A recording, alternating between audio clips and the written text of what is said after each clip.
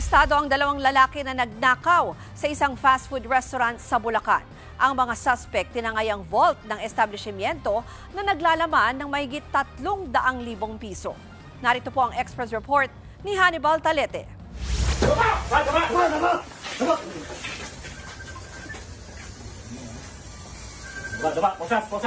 Agad na pinadapa at pinusasan ng mga pulis ang dalawang lalaking yan sa loob ng isang bahay sa Bulacan. Sangkot umano ang dalawa sa pagnanakaw sa isang fast food restaurant sa Santa Maria, Bulacan. Tila naghahanda pa raw ang mga suspect sa susunod na pagnanakaw dahil tumambad din ang mga plaka ng sasakyan, cutter at mga lagari.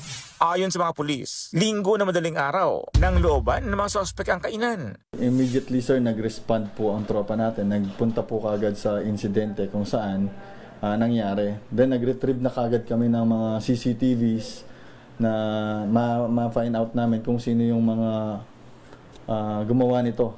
Sa kuha ng CCTV, kita pang pagpasok ng mga suspect sa kwarto ng restaurant kung saan naroon ng vault. Hinila nila ang vault palabas.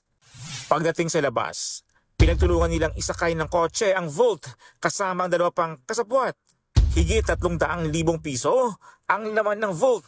Na-recover ito sa bahagi ng NLEX kung saan ito itinapon ng mga suspect pero wala nang lamang pera.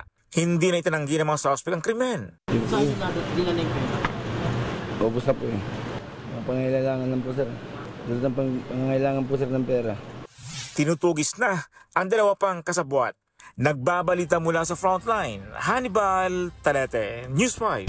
Mga kapatid, Ruth Cabalco, para sa mabilis na pasada ng mga balitang dapat niyong malaman, mag-follow at mag-subscribe sa social media pages ng News 5.